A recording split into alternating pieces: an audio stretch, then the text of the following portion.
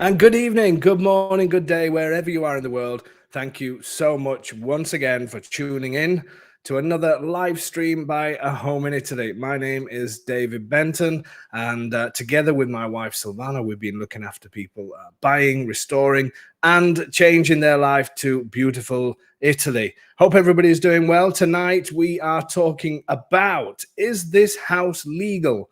I want you guys to understand how the process works here. That's why I sit and do this every Thursday, to try and reassure you that it's a great system, and it's a relatively simple system if you deal with the right people. Now, I am going to say I have got absolutely no idea if anybody is joining us at the moment, because for some strange reason, I haven't. Oh, Tony's throwing some people up. And hi, Pete. Hope you're doing okay. Because usually it tells me how many people are viewing, and I've got absolutely nothing on my screen. So yeah, send us a few messages and things like that. Tony is flagging to me saying that people are joining us. So hopefully, if you're joining on Facebook or YouTube, this is what we do every single week. Absolutely love doing these things, and hope you get lots out of it. This has obviously been recorded live. This is Thursday, the 1st of June. So it's a real summer, so they say, even though the weather in Italy at the moment is absolutely shocking.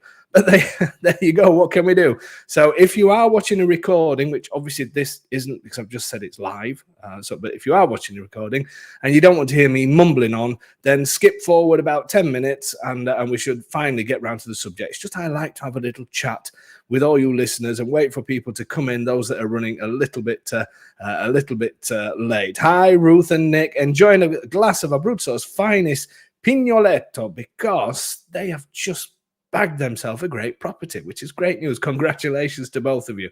Absolutely fantastic. So yeah, if you are watching the recording, then skip forward 10 minutes and that's it. John is saying, hi, David, John and Wendy in Half Moon Bay in California. We love your videos.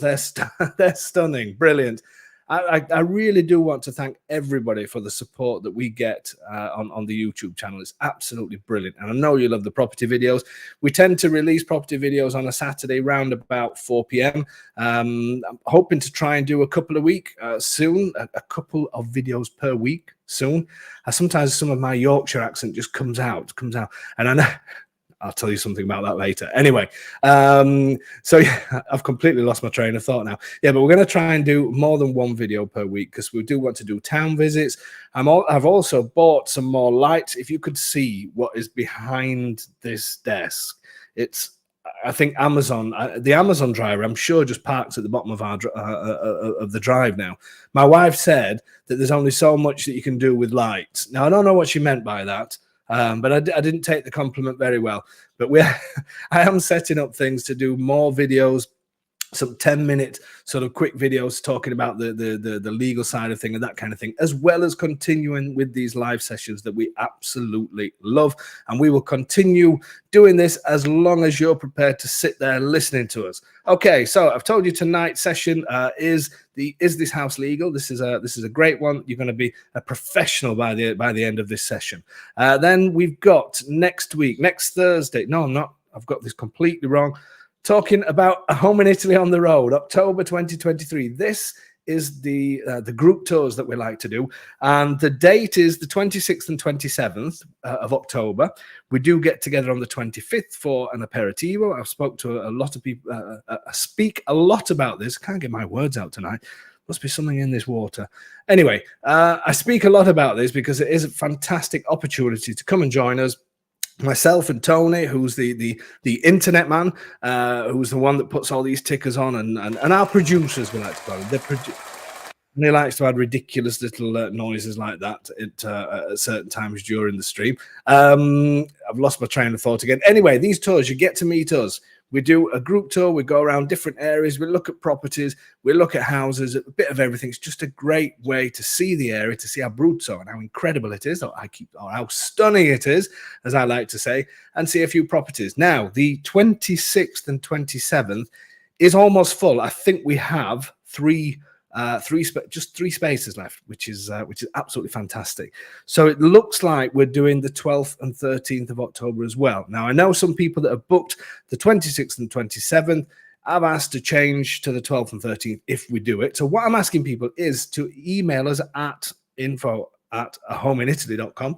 Let me know if you're interested in the tour. Excuse me. I will send you a PDF. And then once I get the numbers together this weekend, that by Monday, I will let you know if we're going to do the 12th and 13th as well. Always in October, both dates. So they are fantastic things. So have a look at those. Next week, we are doing a new streaming session, planning my house viewing trip. This may seem something obvious, but I want to give you a few things, a few tips that you should be doing, and some definite no-nos. So join in that one, definitely. That's next Thursday night at the same time. I'll also be telling you a little bit more about what we actually do, what Home in Italy does. So it's going to be a little bit of a plug for us as well, because still lots of people will say, I'm doing this, can you help with this? I'm doing this. So next week, we'll try and go through a little bit of that, as well as some tips of what you should definitely be doing. Then on the 15th of June, we have Meet the Home Buyers. That's our usual monthly slot. I've not done one for a while, purely because the people that should have been doing it last time, they weren't available to do it. And I really want to get this particular couple on, because they've bought and they're in the middle of restoring their property. So that's going to be a great one. And then on the 22nd, we're doing fees and taxes. So what to consider on top of the property price when you buy a property here in Italy. That applies to anywhere in Italy. Going to give you some quick ways on how you can calculate these things. I have done one of these before, and it's quite in depth. So I'm going to try and simplify it a little bit, just so you can have in your mind, okay, I've got to consider this much when I'm sort of looking at properties and that kind of thing. And then on the 29th is the big, massive, I don't know where we get these titles from. I really don't. The big, massive Q&A. So that's where come along and thank you, Tony. Come along and ask any question you like about buying, restoring, and living in Italy. So, and as I said, tonight it is the live session. Is this house legal? Okay, before we get on to that, I've just got another couple of things to do. I'm going to have a moan shortly, if I'm allowed to. I'm just asking Tony if I'm allowed to have. Can I have a moan? He's sort of humming. Do you like his new ticker? Alert Dave's moaning moment. He did say that he wanted to use that tonight. I thought we'd deleted that, but anyway, I'm going to have my save it, Tony. I'll have my moan in a minute. I've got something else to talk about first. This is something that's just happened today. One of the video properties that we did was in a place called Fara San Martino, an absolutely fantastic, as you know, I like to say that, stunning property in Fara San Martino, which was a bargain property at 49,995, I think it was. Unfortunately, the people that were going to buy the property, that were first on the list of inquiries, unfortunately, they're not able to buy the property. So it is coming back on the market. That one, go back onto the YouTube channel, because I know there's a number of people, and I'm sure some of you guys that are watching this were really interested in that property, and I know you're on the list, because when we put video properties, and I have mentioned this before, that we go down inquiries in date and time order, because it's the only fair way to do it. But the property has come back on the market, and I will be doing, I'm not doing a new video, but I'm going to release the video over the next couple of days, along with a new one as well. Just to give a bit of a refresher video to see that one, because lots of people that had over 100,000 views on YouTube. So if you're watching this and you want to get in quickly, it sounds horrible saying this, but it's the reality of these videos, and you know, the areas are fantastic. The properties, I handpicked them myself. I'm the one that's going to be there giving you the keys at the end and saying, you know, especially when you remote buy, it's a big responsibility for us. So I need to look you in the eye and say, you've got yourself a great property. And all the videos that we do are fantastic properties. So, but that one has come back on. It was incredibly popular. So if you're interested in that, please use the email info@homeinitaly.com, and I will get back to you in date and time order. I'm not going to release the video until, I may do it tomorrow or the day after, but the new video, but it's not going to have any extra footage on, probably just me talking away and boring you, a bit like what I'm doing now. So yeah, if you are interested in that, please email me on the info@homeinitaly.com. Tomorrow is Festa in Italy, so I can't guarantee I will get back to you tomorrow, but first people, first come, first serve. I will also be dropping people an email with a link to the video as well if you can't find it, but it's the Fara San Martino property. 49,995. Go onto YouTube, go onto the at a home in Italy if you can't find it, or go onto our website and follow the links on there. So that's that particular video. And then I've got some new videos we've been filming again today. Absolutely fantastic, stunning property in beautiful Pacentro, which is close to Sulmona. I've got another apartment in Sulmona. We've got another place in Bomba. Even though the last one got snapped up straight away as well. So we've got some great content coming up on the videos for you. So I've written loads of other things down on here, and I cannot understand what I've written. But anyway, there you go. So that's the most important one to take a look at. Okay, so tonight's session. Now I'm going to have a little moan before we get on to tonight's session. So I'm quite tired of people sort of he's put the ticker on again. Look, Dave's moaning moment. We could probably have some music or something like that. No, don't. Tonight's subject, let me put this on again, which is this house legal? I'm tired of seeing such bad information out there about people that jump straight when somebody says, I'm thinking about buying a property in Italy, what should I do? You know, and people jump straight away on social media. Oh, no, you should do this. Make sure you get a solicitor. That's the first thing, because this will happen, that will happen, the other will happen. I know somebody that this happened to. I know somebody that happened to. Properties out here don't belong to the people they say they do. Blah, de, blah, de, blah, de, blah, de, blah, de, blah. And that's all it is. When I read that, I just see blah, blah, blah, because it is rubbish. Or as my granddad used to say, tripe. Used to hate tripe. Did you have tripe? You ever had tripe? If you go to Naples, there's loads of shops that sell tripa. I can't go on with that stuff. Anyway, but that's all I see is it's rubbish. And during COVID time, these people that were saying all these types of things, they come out in the. It was almost like COVID give so many people a stage to stand on and sort of talk rubbish. And tonight, I want to explain to you how the system really does work. What are the checks that happen? How do we find out if that house is legal? Do we just guess? Do we ask the neighbor? Do we do? The thing is, what I don't understand, I know I'm still moaning, Tony, but can't you change that ticker? Oh, he's done it now. Look, oh, that's it. But I am still moaning, and I forgot what I was going to say. Anyway, the thing that I find strange is how people think that the Italian system, for some reason, just because people like to have fun out here, and just because there's the stereotypical things about Italians and all the rest, it's a joyous place to live. It's full of joyful people. Driving is terrible. That I'll agree with.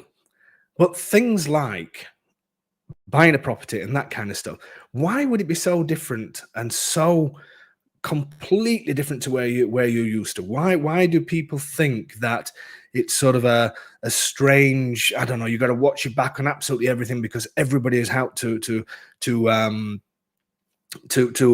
do you, let's say. Excuse my French, but you know what I mean. Pete saying, remember when Mark Twain said, never argue with an idiot. They'll drag you down to their level and beat you with experience. What a great quote. I love that one.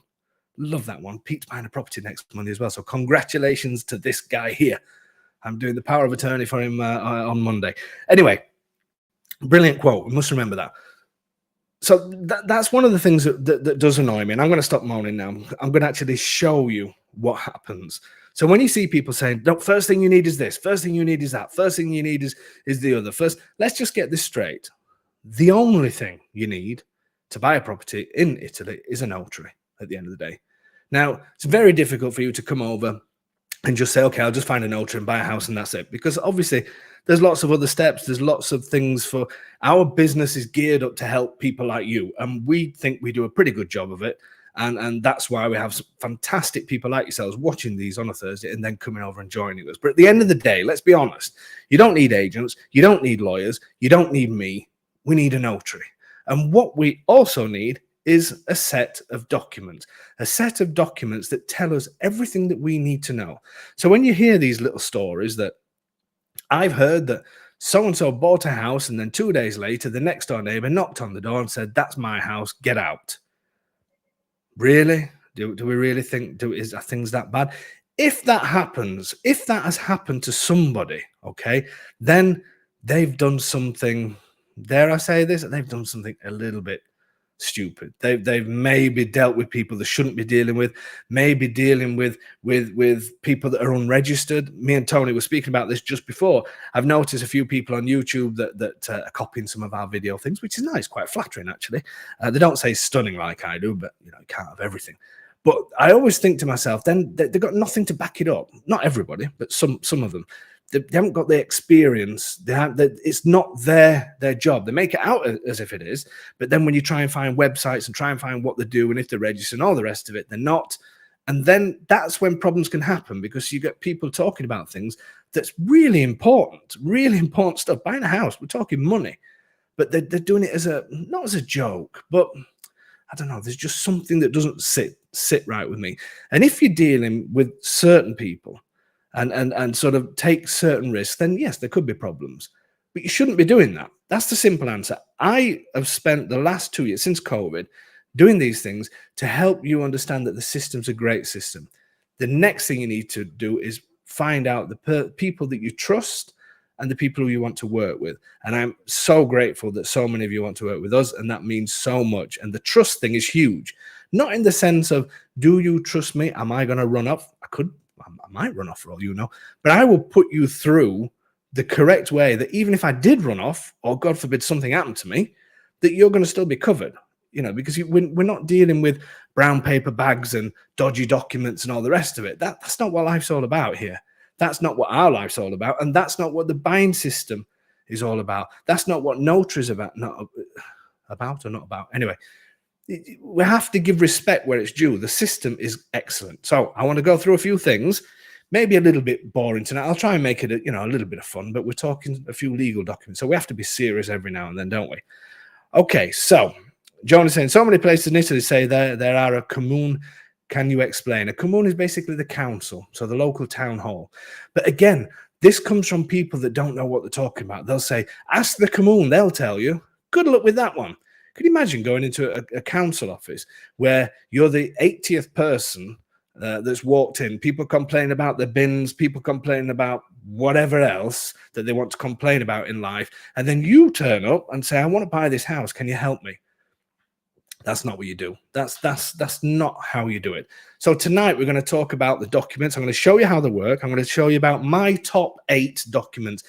There are more things. We can't go into complete sort of all the legals documents, but this is the bare bones. Remember, I am not a lawyer. I'm not giving legal advice. I'm just telling you the documents that I see every day, that I work with my geometer on every single day, and the documents that the notary, more importantly, uses to complete the signing. This is what they use. Doesn't matter where you are in Italy, doesn't matter who you're dealing with in Italy, this is what you use. Okay?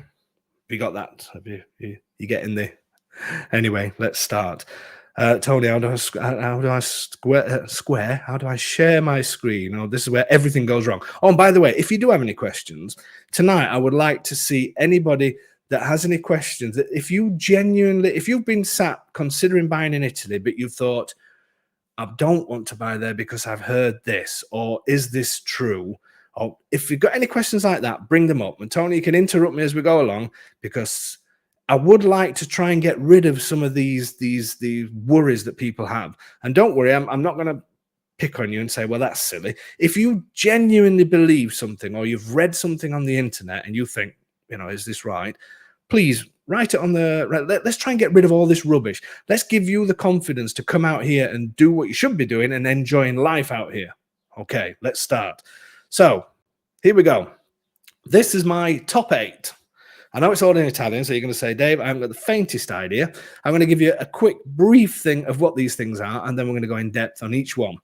So, estratto di mappa catastale. So that is basically a document that shows plots of land and house and things like that. Planimetria. Planimetria is basically floor plans.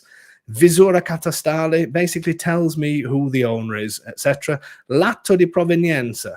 That is what how the current owners got their property, so a copy of their final signing. Accesso agli atti. This is basically what we collect from the council if we know some works have been done, but people have lost their documents and things like that, and we need to find out if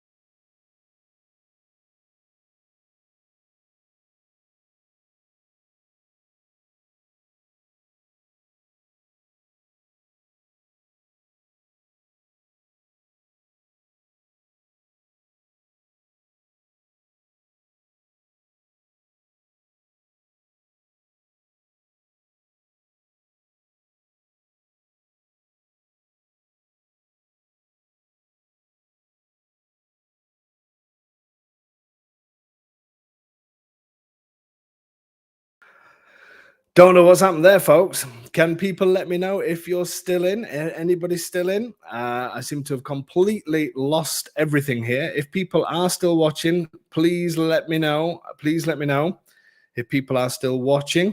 I've just been completely thrown out of my live streaming session. So somebody's just written back. If somebody else can let me know if you're back.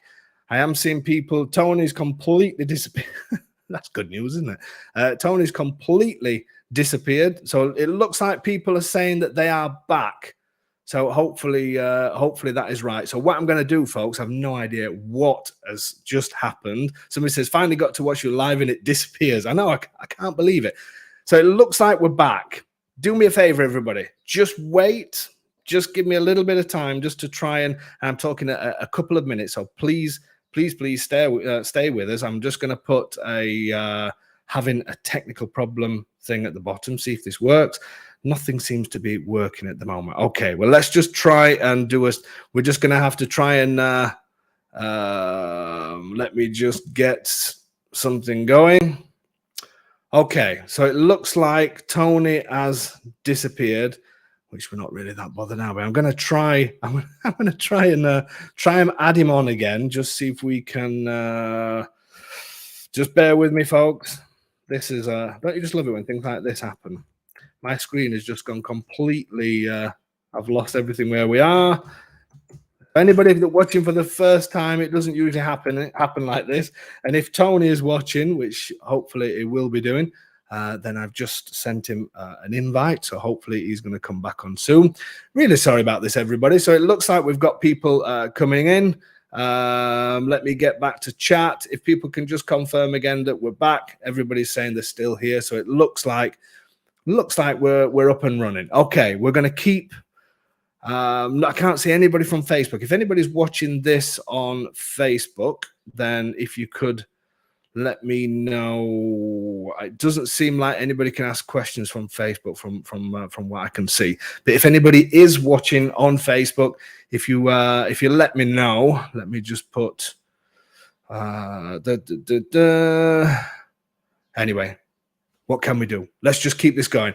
If you have got some questions, just bear with me because Tony's not here to put the questions up. Professional, this isn't it? I'm doing really well. Don't worry, I'll get there. Let me just, I'm going to turn off the ticker at the bottom because that's just going to annoy me shortly. Let's hide that. Okay, right. Folks, let's just do what we can. I've no idea what's happening. Tony's now what's happening.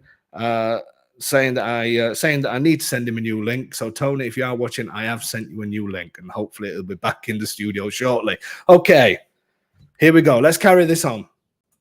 So let me show you this. Hopefully everybody can see this screen. So we got to the we got to the accesso agli atti, which is basically where we find out what planning permission was asked for on that kind of stuff.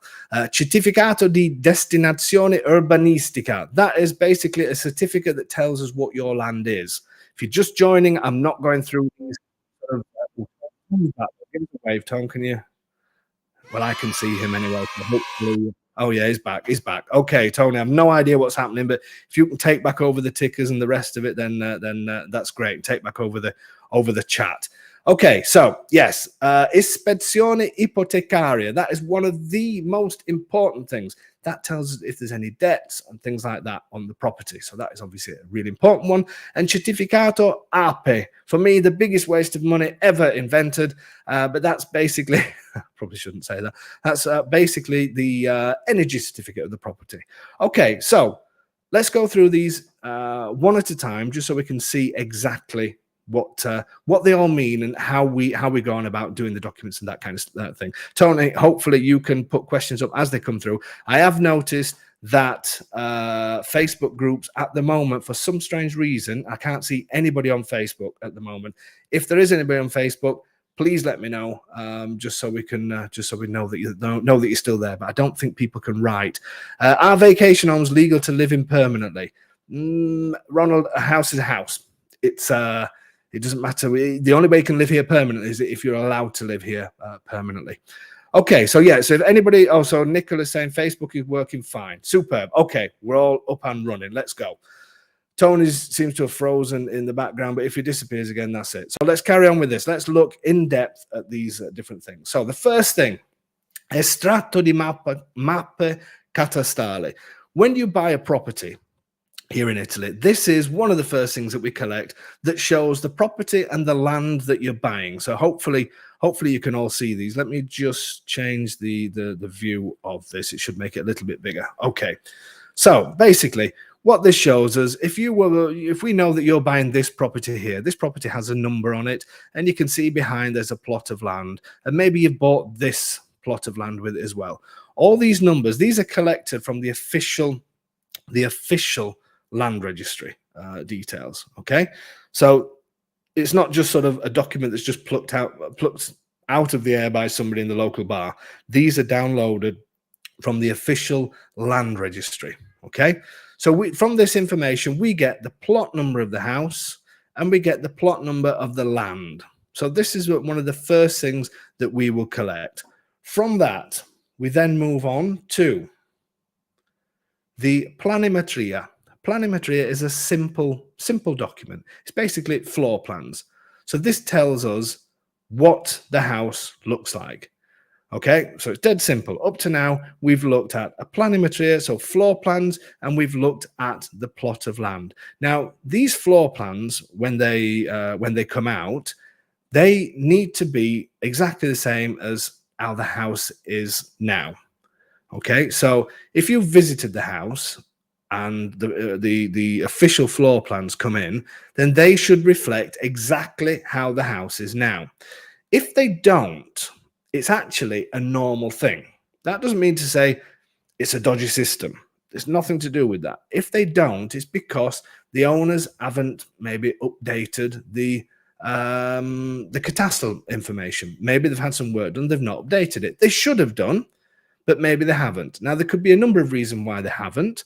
It could be reasons to do with they didn't want to pay the geometer any extra money to do things like that. It could be a number of different reasons. Sorry, the screen was glaring at me. It keeps going back to white for some reason. I want to try and get it to black. Anyway, things are just going great tonight, aren't they? So there could be a number of reasons, but the important thing to remember is before you go to the signing, these things need to be sorted out by the owner. It's not that you would, if you just went ahead to the notary's office and the notary will, because all these documents the notary will have as well, the notary will put the floor plans in front of you and say, is the house like this? If you sign it and then something goes wrong later because, I don't know, something's been done that you shouldn't have done, then why would you sign for it? This is where the problems come from. It doesn't come from the system. The problems come from if people just accept things that they shouldn't be accepting, because everything is laid out in front of you. So that is a really important one, is the floor plans. So let's say, for instance, on this, if in this particular room here, when you went to see it, hopefully you can see the arrow. Tony, can you give me a thumbs up if you can see the arrow on the screen? Yep. Let's say, for instance, there was a bathroom here. Then the bathroom needs to be shown on these documents. It's important.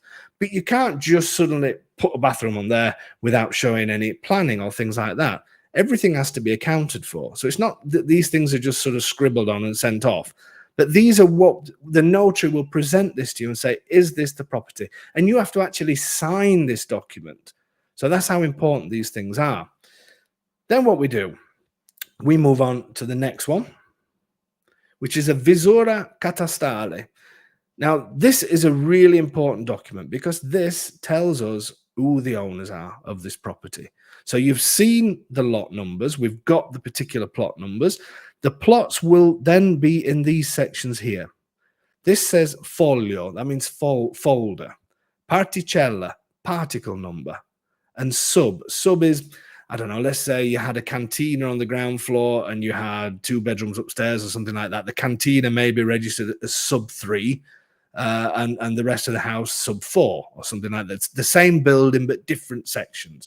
So all of the information that we've already seen from these other documents, so all these plot numbers and things like that, all then appear both on these on the floor plans. All of this that's blanked out here, because obviously for privacy we blanked it out, and this is usually an A4 sheet, and it will have all the plot numbers and everything on, so we all know that it's corresponding to the right house.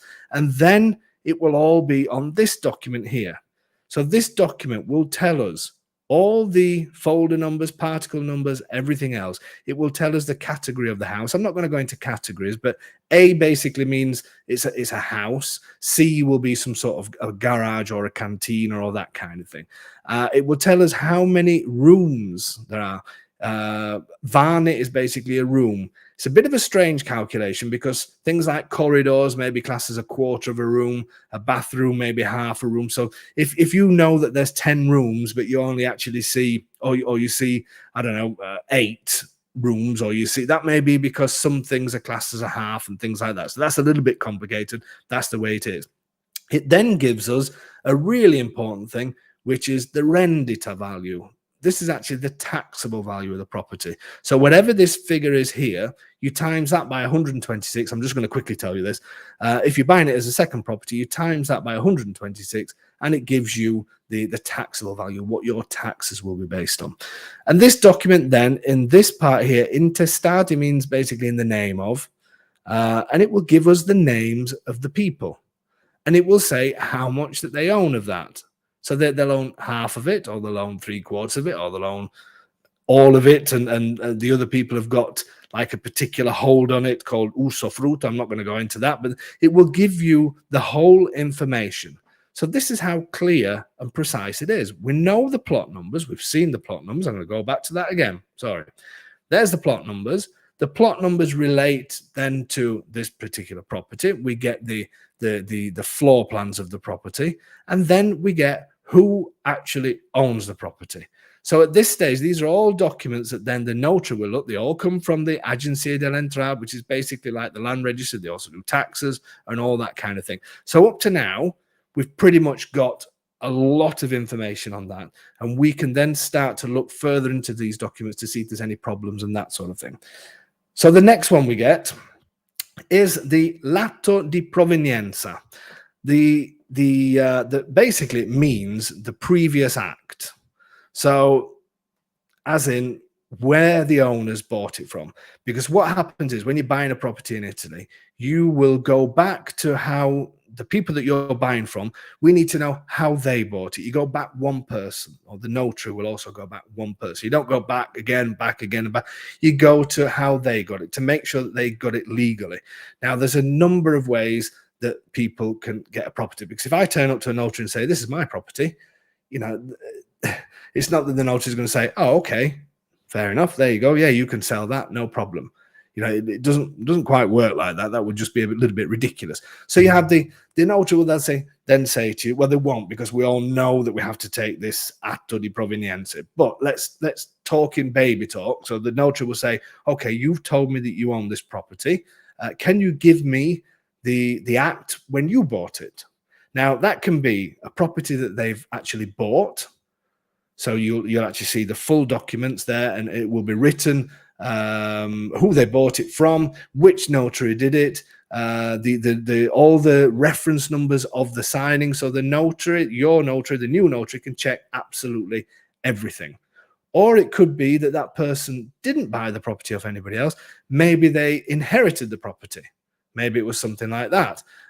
So that's you would have then the documents proving that that property belonged to your grandfather, whoever it was, or grandmother, whoever it was, and it was passed down to you. So there will be an act. There will be what we call a successione, showing that I got this property by means of a successione that was registered with this notary, this repertoire number from this person, and so on, so on, and so the notary can trace that you are the legal owner of that property.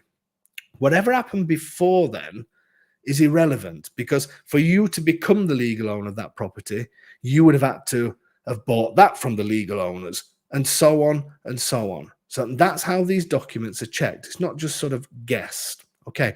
The other thing about the Lorraine is just saying, are the measurements of the rooms on the plans, when you draw them down from the official land registry, they will be to scale. It will give you a scale.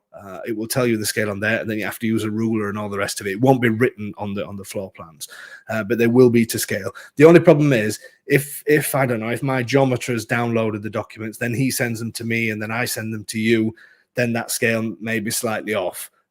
So obviously you do need to check that. But sometimes on these, there's like a ruler on the top of the sheet, so you can actually measure against that, so you know exactly what the scale's talking about.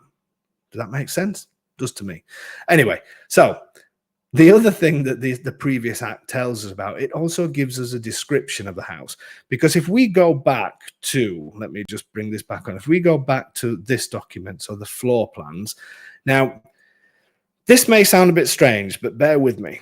I can actually change the floor plans. Let's say I've done something illegal. Let's say I've added an extra floor to my house.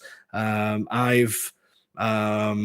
else can I say? I've added a couple of bathrooms in different places and done all of this.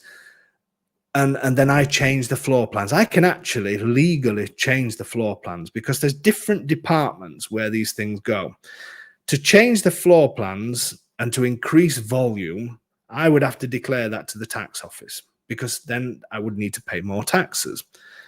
So you can actually, people can do that. They can send these documents in, adjust their floor plans.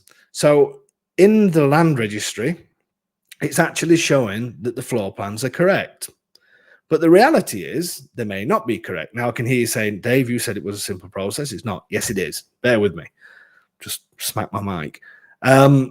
But basically, the floor plans are not enough. The floor plans is a way of the notary saying to you, is this the house? Because they won't take any responsibility. They're not going to go out to the house to make sure that's how it is. You take the responsibility. So when you sign those documents, first of all, you're swearing in front of the notary that that is correct. And also the owners are. So this is a huge problem if you're lying. Okay. So again, we could still say, okay, Dave, you're relying on us being honest then. But it's not just about that. You can change the floor plans for tax reasons. But what we want to know is the work that you had done, was it done to plan? Was it done with all planning permission in place and all the rest of it? So how do we find that out? I hear you ask. If I can just send my documents off and the floor plans come back perfect. This is where the previous act comes into it. This is where the atto di provenienza, which is the next one, comes into it. Because within this act, within this sale, it will tell us when the owner bought it, what the property was like. Because part of the contract, it describes the property. So all of a sudden, we've got these documents. Usually once you found this property, I will get my geometer, who I have by my side all the time, to say, download all the documents that we need, check them. And that's what he will do. He will look at, so when the person bought the house, they bought a house over 3 floors. There was a cantina at the bottom. On the first floor, there's 1 room. On the second floor, there's two rooms, maybe 2 bedrooms and a bathroom. If we say, well, hang on a minute, there's no cantina cellar anymore on the ground floor because I know that that's a kitchen, or there's actually an extra bathroom on that. So we know straight away that something has changed because the description's there, and we've now got the new floor plans that's telling us something different. So that means that we need to justify these floor plans. So the description's saying 1-story house. These floor plans are showing a 3-story house. So how did that get to that? Yeah, it's all simple stuff. If you think about it, it's simple stuff because we collect these documents. So let's say we go to the owner and we say, Mr. Owner, we found out that this property used to be 2-story. It's now 3-story. How did you do it? And they will say, well, I did it using a geometer or an architect or whatever, and I had a project and all the rest of it. Have you got the documents? And some people will say, yes, here's the documents. Here's the permission to build. All of that information is exactly what we need, because then we know it's been built legally. It's simple. Yeah, it's not just something this is probably a similar system to the rest of the world. Italy is no different. So it's a simple system. We know exactly how things have been done. So then we can say, okay, let's relax. Everything's in order. Everything's been done to planning permission. Let's have a look at those documents. Let's make sure that project that was created by that geometer or whoever it is exactly got from A to B.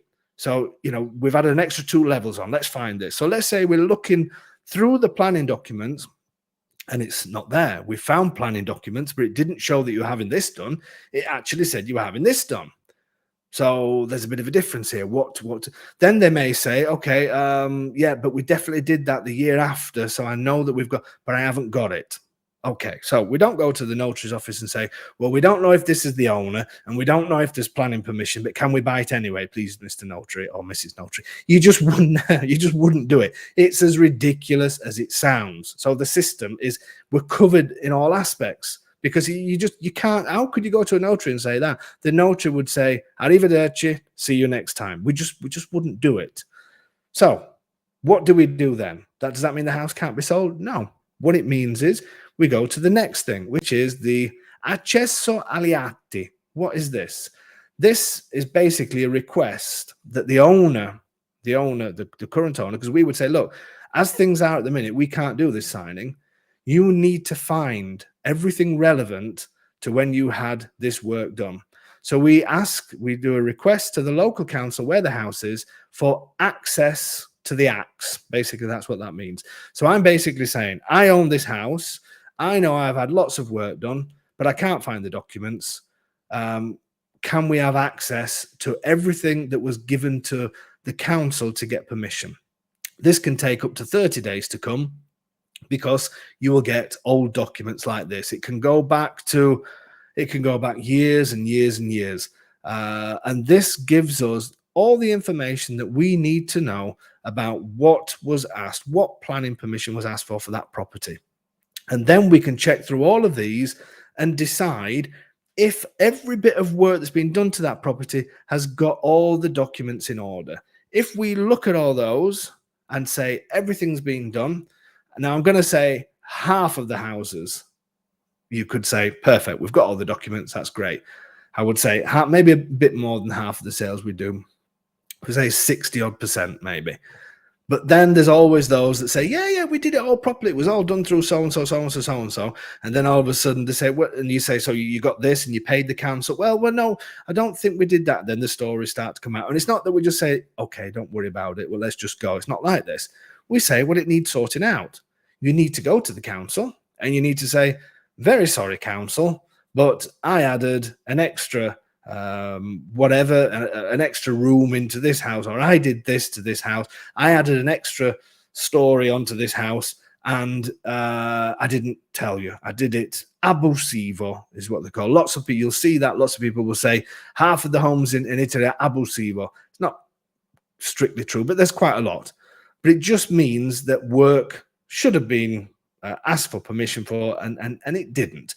So then they pay a fine to the council. A geometer then, which I usually get my geometer involved and say, look, he usually gives the owners a good price and says, okay, look, I'll get this document straight for this, and then we can move on.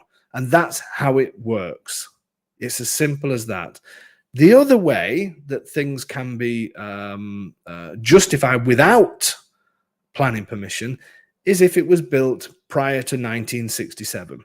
So if the property was built before 1967, you did not need planning permission. So then the owners will declare that the property was built before 1967. We'll know it was, if it's suddenly a modern high-rise, then it's clear that it's not built before 1967. But you can see something's been built before 1967, and you say, this was pre-67, and since then I've done no work that requires permission. I'm not talking about tiling, doing things up, changing the sink, changing the kitchen, that kind. I'm talking about structural work and any sort of work that would have required planning permission. So it could be that you're buying a house that was built in the 1900s, something like that. Updates have been done, but nothing that requires planning permission. That's absolutely fine. That can go on with no problem at all. But if somebody's had work done after 67, then we have to go through all of these document checks. But that's just part of the process. It's just part of what's done.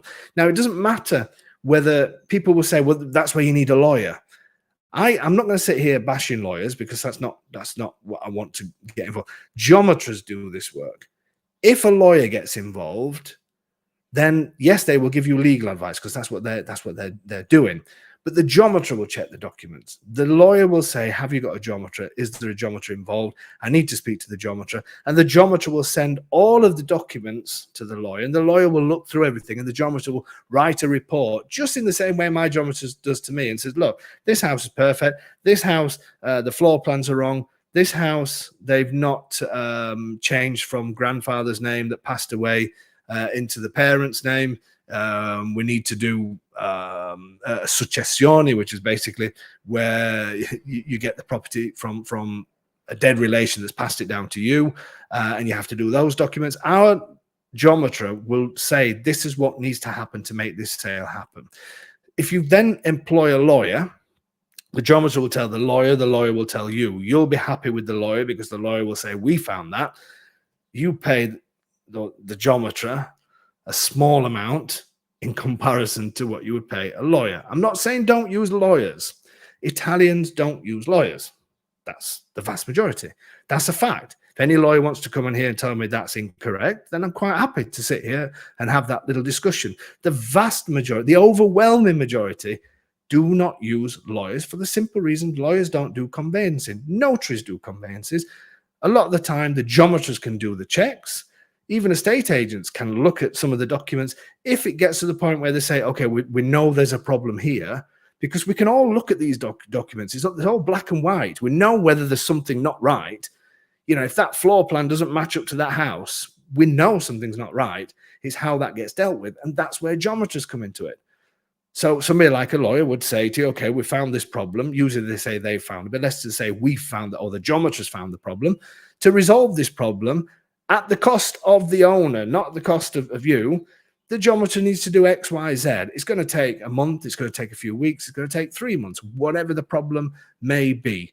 But they will resolve it in some way or another.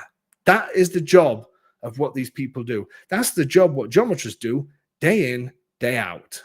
Because everything needs to be right before we go to the notary. Once everything's right, we can then say to Mr. or Mrs. Notary, here's the documents. Can we go ahead? They look at all the documents. Everything's fine. We've done our checks, and on you go. That's how it works. So once we've then established everything that's gone off with planning and all the rest of it, some of the other documents, the last 2 documents, this one is quite an important, no, this one is not an important document, but it's something we have to do. Certificato di destinazione urbanistica, I can't remember the pronunciation. So if you're buying land off somebody, you have to have one of these. You don't do it. This is the owner that has to supply this. For them to be able to sell, they have to have the documents in order. It's their responsibility to make sure that their documents are in order and that their house is in a state where it can be sold by the notary. So as in the documents done. So they need to get one of these certificates. What that certificate tells the notary and tells you is exactly what that land is. What do I mean by that? So if you're buying a townhouse with no land, you don't need one of these certificates. What it does is it shows what that land, how it's registered, and it's all to do with taxes really, because what used to happen maybe years and years gone by is if somebody had a plot of building land that has a high taxable value, they would just say, oh, just tell people it's agricultural. That's fine. Let's just put it through that and pay on the taxes.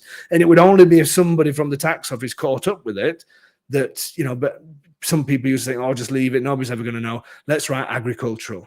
So obviously the Italian authorities thought, well, this is not right because taxes on agricultural land has a much lower value than building land. Building land has a huge value compared.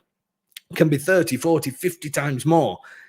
We're talking going from €1 square meter for some agricultural land to 50 to 60 to 70 to 100 to whatever for per square meter for building land. So obviously the Italian tax authorities thought, well, okay, we're missing out on tax here. People are not declaring things correctly. So now we're going to make the owners go to the council, and the council will tell us what that land is. So then nobody can try and pull the wool over our eyes because we go to the council and the council say that land is this.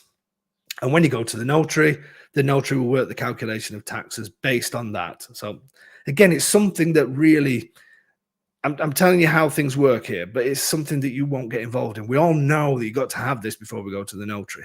And the last thing that we have to have before we go to the notary, for me, these things are an absolute ridiculous waste of time. But, well, they're not. The principle is good, but anyway. And that's a sorry. I've got one more before the last thing. This one is the most important one. I can't believe that I forgot this one. So the last check that the notary will do is the ispezione ipotecaria. Before, this is the important one, not the one that I think is a waste of time. This is where the notary says to you, I've checked the documents and everything is fine. There are no debts on the property, mortgage on the property. This property is debt and mortgage free. That is obviously a really important one. Now, if that gets done, let's say you find a house and you like this house, you put an offer in for a house today, tomorrow, whenever it is, you could do a check, or the geometer can do a check, or anybody can do a check on the legal state of that, looking at things like if there's any mortgages or things like that on the property. But you may not be signing for another month, 2 months. Anything can happen in that time. Let's be honest. Anybody could get a mortgage against the property. So this is done live on the day of signing. If we don't hear from the notary at 9 o'clock, 9:15, then we know the signings that we've got planned for that day are still going to go ahead, because we know that he's checked the documents and everything's fine. So that is obviously a really, really important document. And that gets done, as I say, live on the day. It can get done before, just for you to check, but live on the day is the important one. And there's no way that you could go to a notary and say, well, we checked it a month ago and it was fine. And they say, oh, okay, yeah, that's fine. Then we'll do. No, because it's the notary that's saying to you, the owners are declaring it's free from debt, because it's their house. It's their responsibility to declare that to you. But the notary is saying, I've checked it. It will actually show you this inspection, as they call it. And he will say, I've checked this and there's nothing on, no debts at all. If there's debts, it will come up there. It will say there's a mortgage. It will say that there's a bank debt. It will say whatever. Then obviously the act can't go ahead until this situation is sorted out. So that's number 8. The last one, I thought there was 9 of these. I'm actually reading there's 9 points, not 8 points. And the last one for me is the one that I won't say too much about it, because not that I'm anti-green at all. I agree with it, but these certificates, I don't know. I think it's a lot of money for anyway. But it's an energy certificate. So every property that you sell now in Italy has to have an energy certificate that basically tells you that this 200-year-old house that you want to buy is class G. And it's obvious it's going to be class G, because the windows don't have any glass in it. The house was built 300 years ago. It's got no heating system. So they're just document, but you have to have them. And again, without that document, you can't do the act. It's as simple as that. All of these documents that I've shown you tonight, without them, you cannot do a signing. So you can't pull the wool over the notary's eyes and say, yeah, well, I'll do it. Well, can I just declare? Can we just do that? Can we? No. We all know, everybody that knows what they're talking about, know that to go to the notary, we need to have X, Y, Z, and all needs to be in place. So there you go. Does that sound like a system that's a ridiculous system? I don't think it does. I'm not saying it's as simple as that. There's obviously other things as well. But that's the basics of it. And if my geometer was at my side now, he would say the same as me. These are the basics of what happens and what goes into getting a property ready and sorted for you to sign. It's not done on the back of a cigarette box or whatever you want to say. This is done correctly. Now, I've noticed that everybody is really quiet. So the chat box is either not working or everybody's just gone. But there you go. Hopefully you found that useful. Deborah saying, is it true you need an Italian bank account to buy a property? No, that is not true. And it used to be easy to get an Italian bank account, but now it's very difficult unless you're actually here in person. So basically the way around that is you can send the money to the notary. The notary holds it in their escrow account, and then they can release a check to the owners or do a bank transfer to the owners once you've actually signed for the property. So no, you do not need an Italian bank account, and things have been put in place to make it very, very difficult for you to get one. So, but don't worry about it. But Deborah, no. There you go. Any other questions? John is saying, do most apartment townhouses, attached homes have monthly fees like a US condo? We don't see fees posted on the listings. Do we inquire each time with the seller? How much are the fees usually? No, apartments, some historical apartments or apartments in small apartment blocks, they usually don't have condominium, as they call it, condominium charge. But in the larger apartments, but always check if it's an apartment. Houses, townhouses, no, if they belong to you, then there's no. The condominium only comes if you've got a shared something with somebody else. Always double check, obviously, to make sure there's no condominium. But as a general rule of thumb, a bigger apartment block will have condominium, especially if it's got things like lifts and that kind of thing. But if you're part of a palazzo that's maybe 3 or 4 apartments, it's usually a small agreement between all the owners that somebody cleans the stairs and somebody, you just settle up with each other for the small amount of electricity you may use. So yeah, it's something you should check, but it's not something that happens all the time. Ursula, EU Commission just signed the new law from 2030. You will not be able to sell or rent properties which is not updated. I keep hearing this all the time. At the moment, the EU is saying lots of different things at the moment, but nothing's been agreed. Nothing's been agreed until everything is agreed. That is the line on it here at the moment, that nothing is agreed until everything's agreed. Now, there are some rumblings going on in the EU how they want to change things to get all these energy ratings moving up and all the rest of it, and that you won't be able to sell a house if it's this and that. And there's people that are absolutely adamant on certain social media, beware, don't buy an Italian property now because this, and this. There's so much red tape to go through before it actually gets agreed. And believe me, the red tape will be, because how they can tell the vast majority of historical places, not just in Italy and Spain and Greece and all these other places, that how they can do a blanket reform. I mean, good luck with that one is all I've got to say. But yes, there are things at the minute, but nothing is in place at the moment. And if it needs to, when it gets to the point, if you need to lift from the bottom from a G to an F, then there's certain things that you will do anyway. You probably will put a boiler in, you may change the windows and things like that. But nothing is agreed until everything is agreed. That's what I've been told by so many people over here. Ron is saying, is it a red flag if the property has been listed for months? No, I wouldn't say so. It depends on the problem is some agents will hold on to properties and maybe they don't deal with any foreign buyers. It should be for a foreign market. I mean, I've been involved in property sales where somebody's had the property for absolutely ages. I've done a video and it's sold. And the reason, not because I'm good at conning people into buying something that's no good, but if they don't deal with foreign buyers so much, or they've maybe not been busy or not been doing the marketing properly, then that can happen. So I wouldn't say it's a red flag. Go and have a look at it, see where it is. It's only a red flag if all of a sudden you get there and there's something that just doesn't look right. But I wouldn't say that at all. It all depends who's been marketing and who's been responding to emails or not responding to emails, which happens so much over here. Michael, if purchasing a property remotely, who is the person that ensures that the floor plan documents match the existing structural layout? Okay, so really the person who you legally it's you. Legally, it's you because you're buying it. You're telling your power of attorney to buy the property. But the power of attorney is also checking the documents and make sure it's okay. But power of attorney may not have been to see your property, so they will rely on you. If you've not been at all, then hopefully you've had a video and all that kind of stuff, and be sure that, that these things are. But the responsibility is the owners and the buyers. The power of attorney really should, if I'm signing for somebody, I want to make sure that what I'm signing for is right. But if you told me to buy that, and I've never been, then the responsibility is yours and the owners at the end of the day. But people should have a conscience with things like that. Again, I'm not just making flippant remarks just to say, oh, well, that's a bit of a grey area. No, it's not really. It should be the owners by law have got to state that their properties like that they're signing that, as well as you are, or your power of attorney signing that.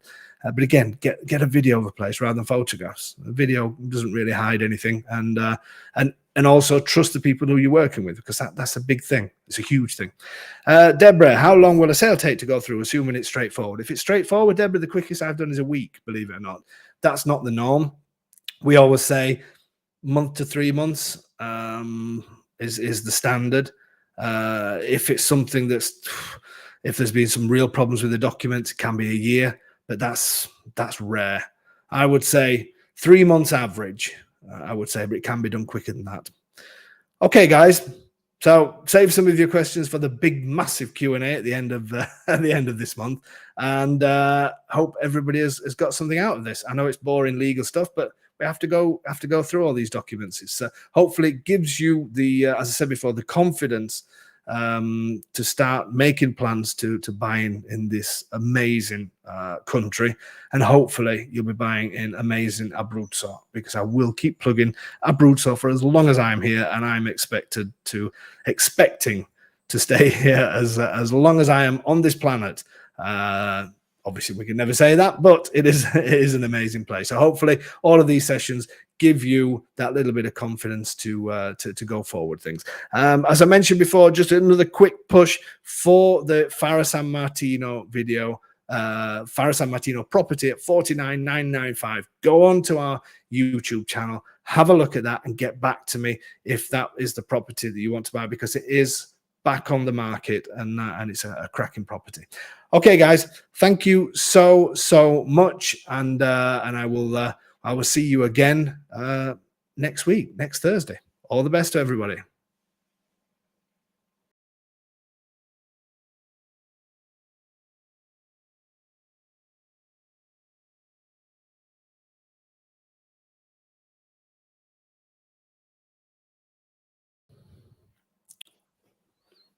No idea what happened then. No, it went off completely. Yeah, I just got completely thrown out. What a nightmare. I know you've got like there's a certain amount of time that you've got, luckily, that the stream software will allow you to still showing as recording. If anybody's watching this, me and Tony are having our goodbye session. It's a good job we didn't swear. Oh, Let me try and turn it off again.